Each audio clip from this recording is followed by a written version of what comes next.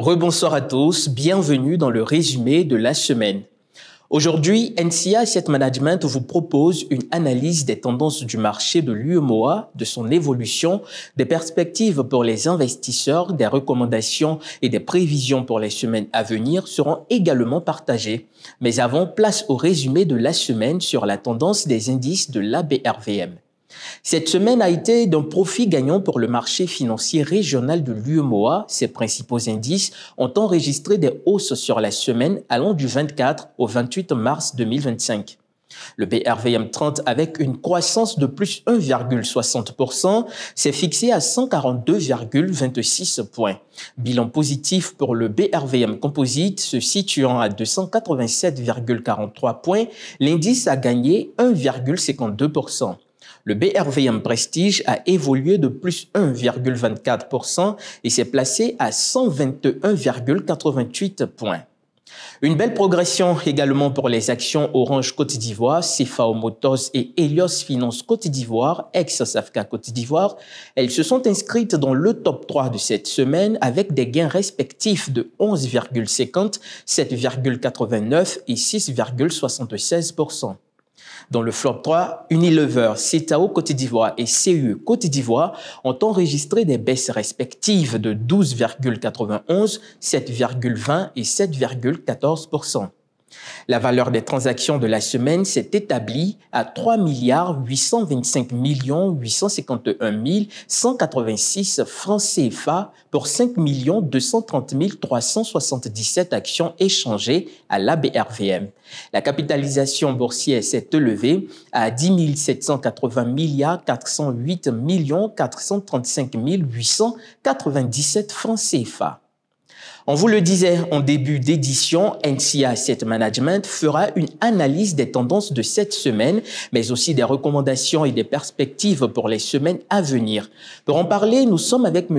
Kwame Nguessan, gérant de fonds chez NCA Asset Management. Bonsoir M. Kwame Nguessan et bienvenue sur BRVM TV. Bonsoir Lionel. Quelle analyse faites-vous de l'évolution du marché des actions de l'UEMOA au cours de ce mois? Depuis le début du mois de mars, l'indice BRVM Composite enregistre un repli d'environ 2,40%, traduisant un léger ralentissement du marché de l'action. Cette correction s'explique principalement par le repli des cours de certaines valeurs à forte capitalisation, exerçant une pression baissière sur l'ensemble de l'indice. Toutefois, trois secteurs ont particulièrement attiré notre attention. Le secteur de l'énergie, le secteur de la finance et le secteur de la consommation de base. Ces segments ont bénéficié d'une combinaison de facteurs favorables et de fondamentaux solides. Avec cette situation sur le marché, quelles sont les perspectives pour les investisseurs? La tendance actuelle étant globalement négative, nous recommandons aux investisseurs d'adopter une posture prudente sur ce premier semestre 2025. Nous entrons dans la période de publication des résultats annuels des sociétés cotées, ce qui constitue une étape déterminante qui influencera la direction du marché. Les investisseurs les plus aguerris peuvent toutefois chercher à anticiper les publications en identifiant les valeurs dont les fondamentaux et la dynamique opérationnelle laissent présager des performances solides. Cette stratégie permettrait de capter une partie du potentiel aussi attendu sur le second trimestre. Quelles sont vos recommandations aux investisseurs? Nos recommandations aux investisseurs sont les suivantes. En premier lieu, adopter une approche prudente et stratégique profitant des premiers résultats annuels.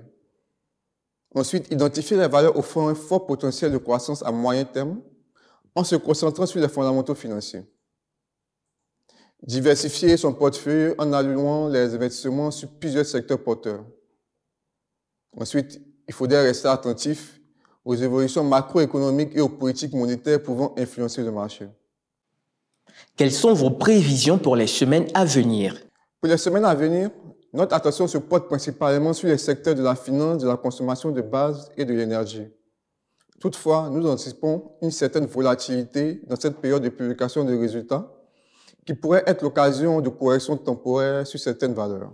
C'est la fin de cet entretien. Votre mot de la fin? En résumé, le marché financier de l'UEMOA demeure attractif et présente des opportunités pour les investisseurs.